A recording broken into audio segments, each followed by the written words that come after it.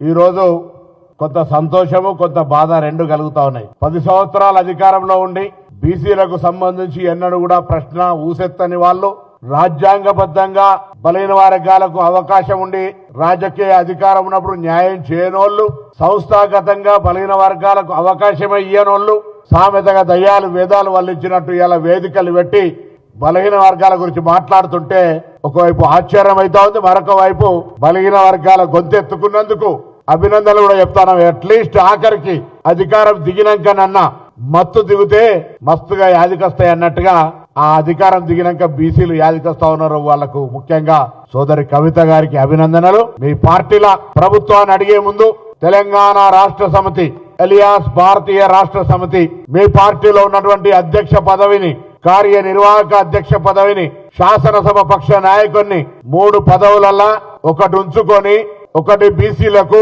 ఒకటి ఎస్సీలకు, ఉపసభా నాయకత్వం ఒకటి మైనారిటీలకు ఇలా అవకాశం ఇచ్చి మీ నిబద్ధతను చాటుకొని ప్రభుత్వాన్ని ప్రశ్నించే అవకాశాన్ని తీసుకోమని కోరుతా ఉన్నా. సంస్థాగతంగా బలైన వర్గాలకు అవకాశం ఇయ్యరు. ప్రభుత్వం అధికారంలో ఉన్నప్పుడు బలైన వర్గాలకు మరి ఉప ముఖ్యమంత్రి పదవి ఇవ్వలే.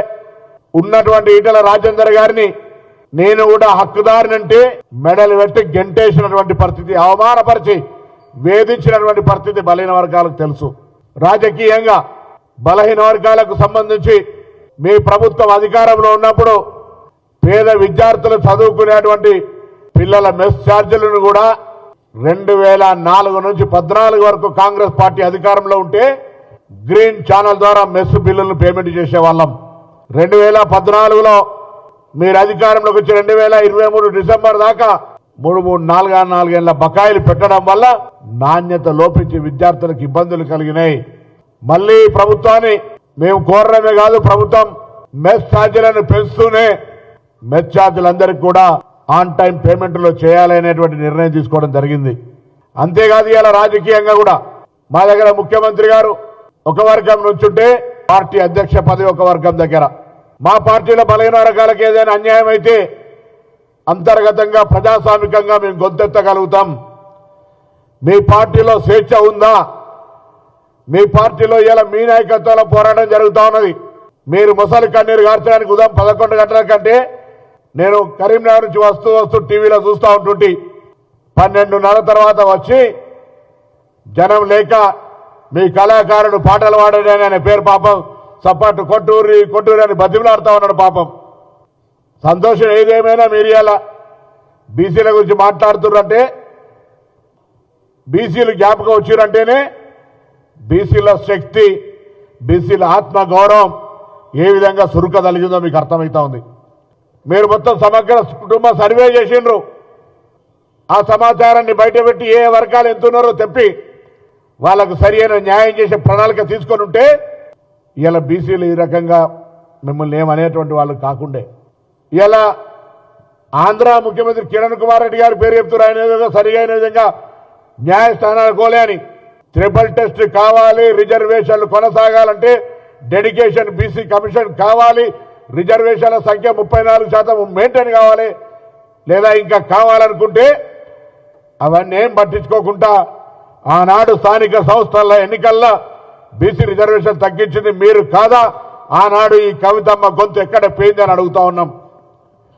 తెలంగాణ ఉద్యమకారులు జయశంకర్ గారు కావచ్చు, కొండా లక్ష్మణ్ బాపూజీ గారు కావచ్చు, దేశిని మల్లయ్య గారు కావచ్చు, ఆల నరేంద్ర గారు కావచ్చు, అనేక మంది, అంతెందుకు ఇప్పటికీ బతికున్నటువంటి శ్రీకాంతాచారి తల్లి శంకరమ్మకు ఏ గౌరవం ఇచ్చినారో ఈ సమాజం గమనిస్తలేదా? ఈ సమాజంలో మీరు బలహీన వర్గాల కొరకు ఎన్నికలప్పుడు మాత్రం తప్ప గత 10 సంవత్సరాలుగా ఎప్పుడైనా మీరు ప్రభుత్వం తరఫున బలహీన వర్గాల సంక్షేమానికి ఏమైనా కృషి చేసినారా అని అడుగుతా ఉన్నాం. ఇలా కొత్త కార్పొరేషన్లు ఏర్పాటు చేసినాం. ప్రతి కార్పొరేషన్కి 50 కోట్ల నిధులు ఇచ్చినాం. కార్పొరేషన్ల ద్వారా బీసీలకు న్యాయం చేయడానికి ప్రణాళిక సిద్ధం చేసుకొని గతంలో 1 కోటి వారాలు ఆదరణ లాంటి పథకాలకు పేరు అడుగుతూ ఒక మంచి నామధేయం పెట్టి బీసీలకు న్యాయం జరగాలని మా రాహుల్ గాంధీ న్యాయ స్కీమ్ లాగా పేదలకు బలహీన వర్గాలు న్యాయం జరగాలని ఒక ఆలోచన చేస్తూ శాఖాపరంగా నిర్ణయాలు తీసుకుంటా ఉన్నాం. శాసనసభలో అంబేద్కర్ గారి విగ్రహం పెడితే పార్లమెంట్లో కూడా పెట్టిరు, ఇక్కడ కూడా పెట్టిరు, మెడల్ వంచి తెచ్చినామంటారు. కొత్తగా మళ్ళీ ఇప్పుడు డెఫినెట్లీ మా బాధ్యత, మేము ఇవాళ ప్రజాభవన్కి మీరు కట్టుకుంటే మీరు కనీసం పేరు పెట్టే ధైర్యం మేము దాన్ని ఇలా జ్యోతిబా పూలే భవన్గా మార్చుకున్నాం. ఇలా సావిత్రిబాయి పూలే బలైన వర్గాల ఆశాజ్యోతి, మహిళల ఆశాజ్యోతి, వారి జయంతిని ఇలా మహిళా టీచర్ల జయంతి దినోత్సవంగా జరుపుకున్నాం. ఒకటెందుకు రెండెందుకు అనేక రకాల కార్యక్రమాలు.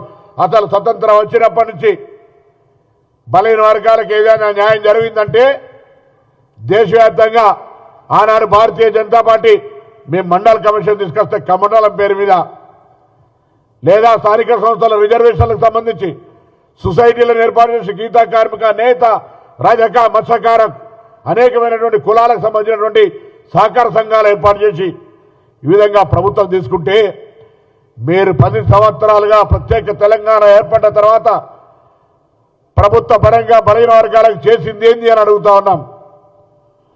రాజకీయంగా మీరు ఇచ్చిన అవకాశం ఏంది?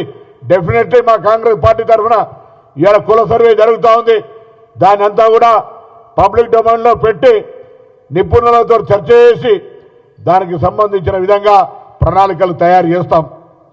అంతేకాదు రాజకీయంగా బలైన వర్గాలకు సంబంధించి అనేక రకాల అవకాశాలు ఇచ్చి ఆనాడు కామారెడ్డి డిక్లరేషన్ చైర్మన్గా ప్రదేశ్ కాంగ్రెస్ మేనిఫెస్టో కమిటీ ఇచ్చినటువంటి దాని ప్రకారంగా మరి కార్యక్రమాల్ని ఒక్కొక్కటిగా అమలు చేసుకుంటూ పోతా ఉన్నాం.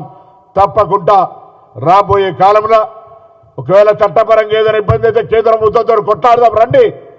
కానీ పార్టీల పరంగా 42% రిజర్వేషన్ తగ్గకుండా ఇచ్చుకోవడానికి మేము నిర్ణయం తీసుకుంటున్నాం. మీకు ధైర్యం ఉందా అని అడుగుతా ఉన్నాం. ఇలా రిజర్వేషన్ల శాతంతో పాటుగా 42% అధికారికంగా ఇవ్వాలని ట్రిపుల్ టెస్ట్ ప్రకారంగా జనాభా ఎంతో వారికంతా అని బహిరంగంగా రాహుల్ గాంధీ గారు చెప్పి ఏం కట్ ఆఫ్ డెడ్బాడిందో దాన్ని కూడా తొలగించి బారైతుందో దాన్ని కూడా తొలగించి రిజర్వేషన్లకు అవసరమైతే షెడ్యూల్ని మార్చి కూడా ఎవరెంతో వారికంతా అనే ధైర్యం మా నాయకుల దగ్గర ఉంది. మీరు అది మాట్లాడగలుగుతారా? మీరు అధికారంలో 10 ఏళ్ళ నుండి అటువంటిది ఎందుకు చేయలేదు? ఇప్పుడు మాత్రం ఏదో రాజకీయంగా మాట్లాడే ప్రయత్నం చేస్తూ ఉన్నారు. కాంగ్రెస్ పార్టీ కుల జనగణన చేస్తూ ఉంది. కాంగ్రెస్ పార్టీ గురుకులాలకు సంబంధించి మార్పు మెచ్చార్జీలు పెంచింది. కాంగ్రెస్ పార్టీ జ్యోతిబాబు సావిత్రి పూలేకు సంబంధించి మహిళా దినోత్సవంగా చేసింది. ప్రజాభవన్కు జ్యోతిబా పూలే పేరు పెట్టింది. ఇంటిగ్రేటెడ్ హాస్టళ్లు కడుతుంది. కాంగ్రెస్ పార్టీ బలైన వర్గాలకు సంబంధించి అనేక కార్యక్రమాలు తీసుకుంటుంది. కొత్త కార్పొరేషన్లు ఏర్పాటు చేసింది.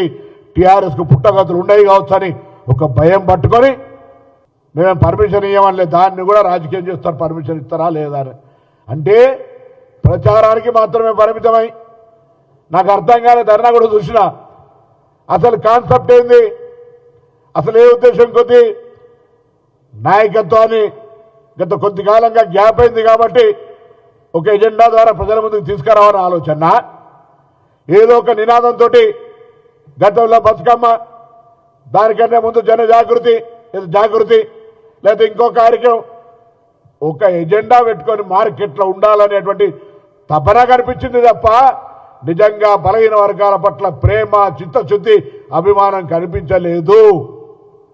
మీ పక్కనే కూర్చుండే కొంత బీసీ ఎంబీసీ నాయకులు వాళ్ళు కూడా గుసగుస పెట్టుకుంటుంటే నాదాకినొస్తుండే, అరే ఇవాళ ఇన్ని రోజులకు మార్పు వచ్చింది ఆ బీసీల గురించి మాట్లాడుతున్నారు అని. 10 ఏళ్ళు ఎన్నడు దేకనే బాయిరి ఎవరన్నా గొంతెత్తి మాట్లాడే పరిస్థితి ఉందా ఆ పార్టీలో? ఇవాళ కూడా ఆ పార్టీ బీసీసీఎల్ చైర్మన్ ఎవరైనా కనీసం గుర్తుపడతారా? ఆ పార్టీల బీసీలకు ఉన్న గొంతెంతో చెప్పగలుగుతారా?